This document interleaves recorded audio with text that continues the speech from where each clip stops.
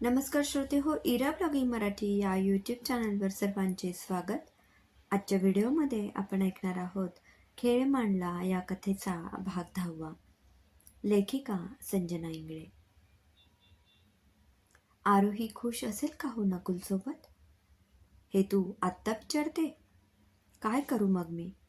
आई आहे तिची, सतत तिच्या काळजीने मन सैरभैर असतं. आधी लग्न झालेला मुलगा त्याच्या पहिल्या बायकोच्या आठवणीसोबत घेऊनच आरोही सोबत संसार करतोय. आरोहीला किती जीव लावत असेल शंकाच आहे. नकुल चांगला मुलगा आहे, आरोहीला सुखात ठेवलं असेल त्याने. हो, आता मनाची अशीच समज करून घेण्याशिवाय काही पर्याय आहे का? असं नका हो बोलू. तुम्ही असं बोलता मग मला माझ्या निर्णयावरच दुःख होतं. हो, फार लवकर समजलं तुला. नकुल चांगला मुलगा म्हणून नाही तर जातीतला मुलगा आहे म्हणून तुला पसंत होता. आठवतं मानव आणि आरोही सोबत तू काय वागलीस ते? नको ते आता परत ऐकावं लागेल. आरोही आणि मानव टूरला गेले म्हणून तू आकाट तांडव केलेलं. आरोही घरी येताच तिला तू कांचीलात लगावली आणि तिला घरी नजरकैदेत ठेवलं. तिला नोकरीवर पाठवलं नाही, तिचा फोन जप्त केलास. तेव्हा ती गरज होती. ती मानवसोबत उद्या पळून गेली असती तर?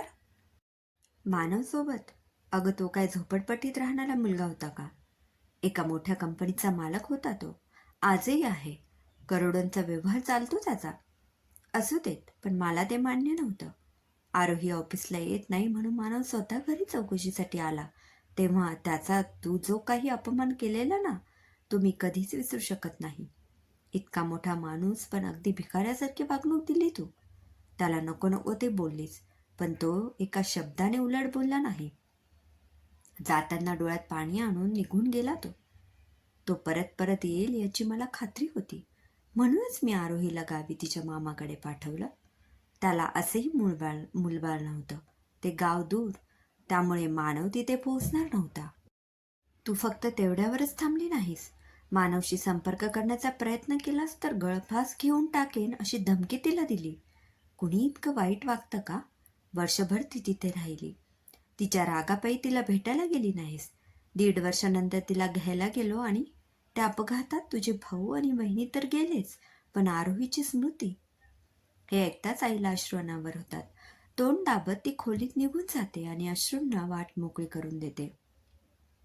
प्रमिला तिच्या गावी भेट देऊन तिच्या घरी जाते. तिथे काही मंडळी प्रमिलाला भेटायला आलेली असतात. नमस्कार, मी सुमित. आधार आश्रमातून आलेलो आहे. तुमच्या काही सह्या घ्यायच्या बाकी आहेत. नवऱ्यासमोर हे सगळं होत असल्याने प्रमिला जरा घाबरते. त्याला यातील काहीच प्रकार माहीत नसतो. कसल्या सह्या? 2000 साली तुम्ही एका बालकाला अनाथ आश्रमात आणून सोडलं होतं. त्यावेळी जे कर्मचारी होते ते आता तिथे काम करत नाहीत.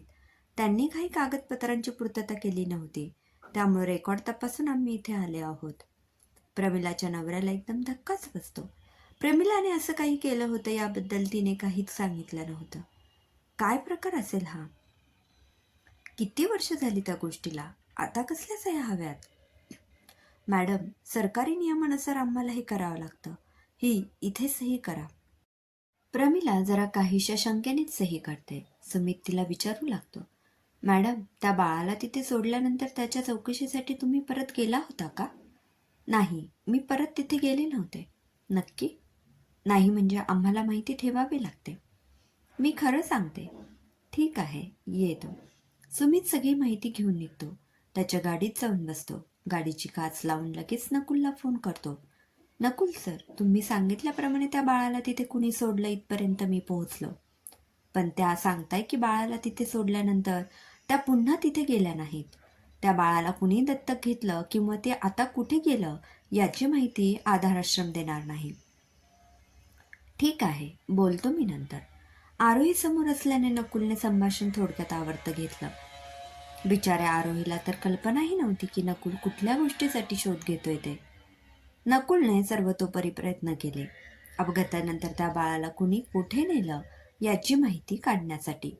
ते बाळ अनाथ आश्रमात गेलं इथवर तो पोहोचला होता, पण पुढे त्याचं काय झालं याची काहीही माहिती मिळायला मार्ग नव्हता. आहे का नकुल साहेब घरी? सागर, प्रमिलाचा भाऊ आणि त्याची बायको खुशी दारातून आवाज देतात. अरे, खुशी तू?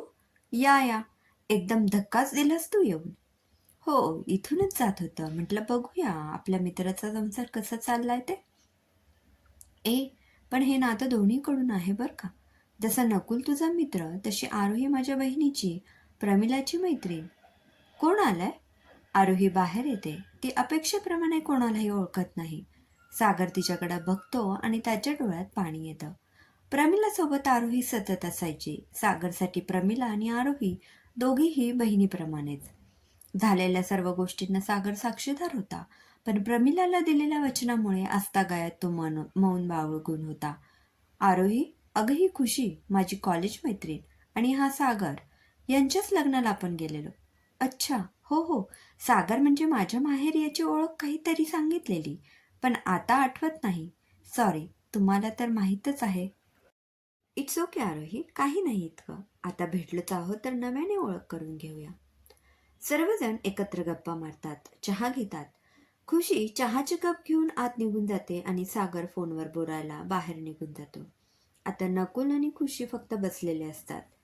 खुशी, सागरने काही सांगितलं का? ते बाळ कोण, कुठलं? तो काहीही सांगत नाहीये.